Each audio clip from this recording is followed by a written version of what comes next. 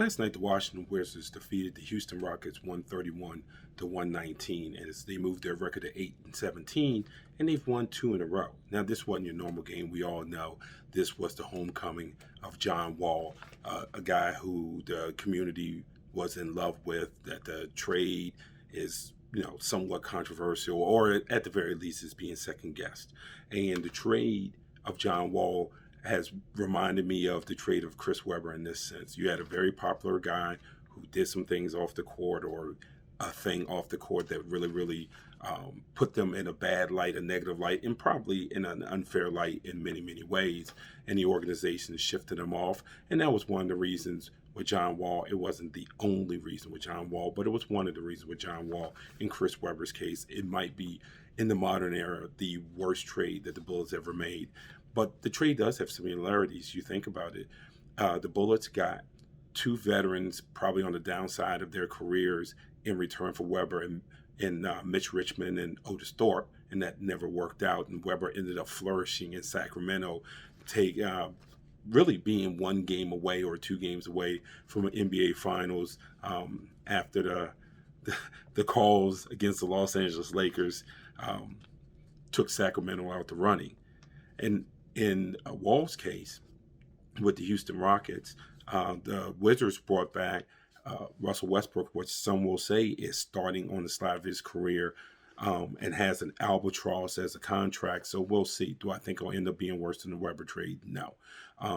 It should probably sit maybe just after the Rip Hamilton trade or the Ben Wallace trade, as one of the worst in modern history for the Bullets/Wizards. But the question becomes, where do the Wizards go from here?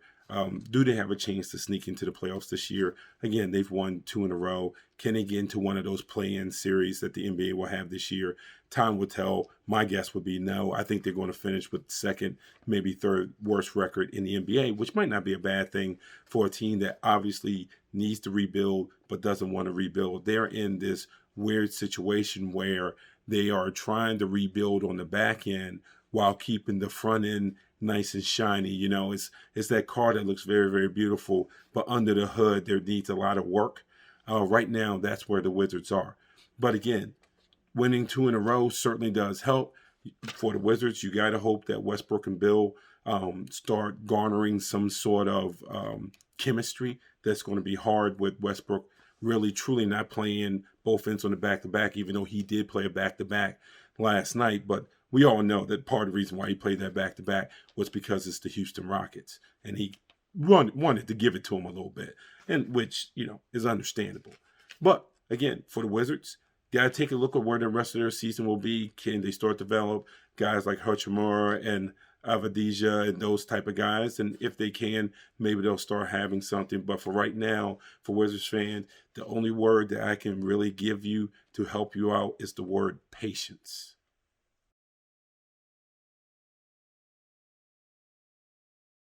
Maryland comes in tonight's game against Nebraska, coming off a 72-59 win over Minnesota. Boy, do they love playing Minnesota. Daryl Marcel was great defensively, holding Marcus Carr down, and then he scored in double digits himself. And there's a stat that runs back to last season, or the last season or two, where Maryland is 20-2 when Marcel scores in double digits. Never would have thought that. They were really led by Aaron Wiggins and his 17 points. And for Maryland, a team that is on Lenardi's next four out, Aaron Wiggins might be the key to them getting into the NCAA tournament. For me, he is their most dynamic offensive player. He can score from all three levels. He's just so sneaky, so calm in the way he scores. And more importantly, he's always making the right basketball decisions, even when he has a bad shooting night. So Maryland, with this back-to-back against Nebraska, starting tonight, to play Nebraska tonight out in College Park. They play them tomorrow night out in College Park. Those are two wins they need. If they get them both, that puts them at 7-9 in the Big Ten, 13-10 overall. We've talked about Maryland's schedule before. That is the one thing that might play in their favor. They have multiple wins. I believe it's 4 wins against ranked teams. And that should help in a year that we really don't know how the NCAA committee is going to look at these teams and decipher who should be in, who should be out. The quad one wins, the wins over top 25 teams, will certainly play in Maryland's favor if they are still on the bubble come Selection Sunday.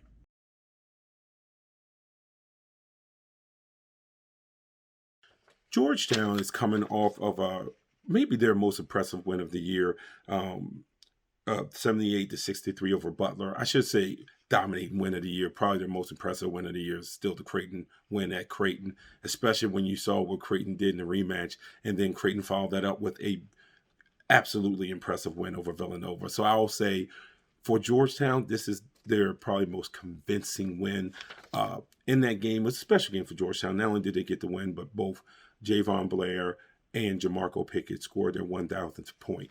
So right now, Georgetown sits at 6-10 overall, 4-7 in the Big East, and that puts them one before last. DePaul's in last place, but I don't think that's how you can measure Georgetown.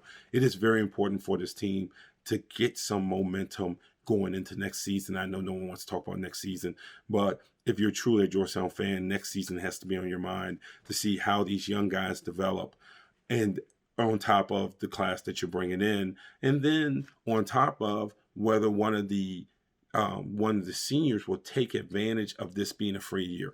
Right now on paper, when you look at those guys, you don't think they will. It's hard to think that Chude Ballet will come back, or that Jamarco Pickett will come back, or Javon Blair, or Carey, but they have the option of coming back, and that can kind of skew how you'll look into next season. But for right now, Georgetown really needs to continue to pick it up. They've been good since the COVID break.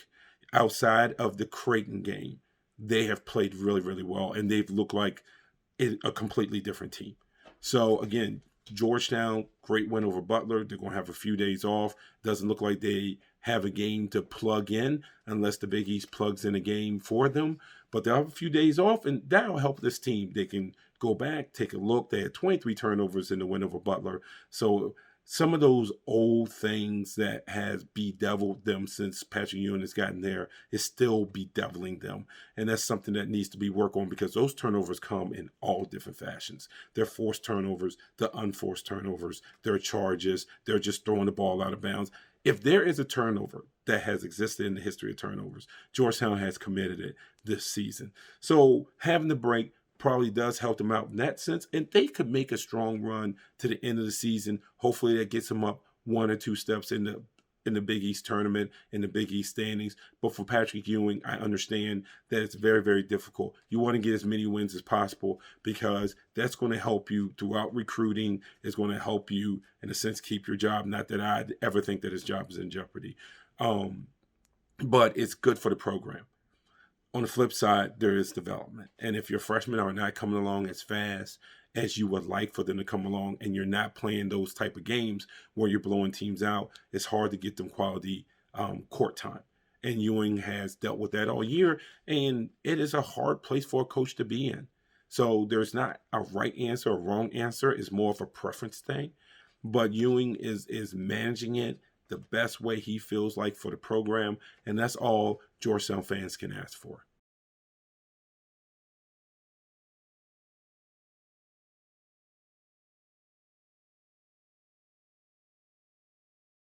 This is Mark's watching for Making the Cut. VCU is coming off a 67-64 win over St. Bonaventure, a victory that gave VCU a share of the first place in the Atlantic 10. VCU was led by Nashawn Bones' 22 points and 8 rebounds. Bones is a shoo-in to be first team All-Atlantic 10, and is probably going to get votes for Atlantic 10 Player of the Year. Vince Williams had 11 points and 9 rebounds. 5 of the 9 rebounds were on the offensive end, which ends up being huge. He was also 5 of 6 from the free throw line, and you know in the three-point game how big that is.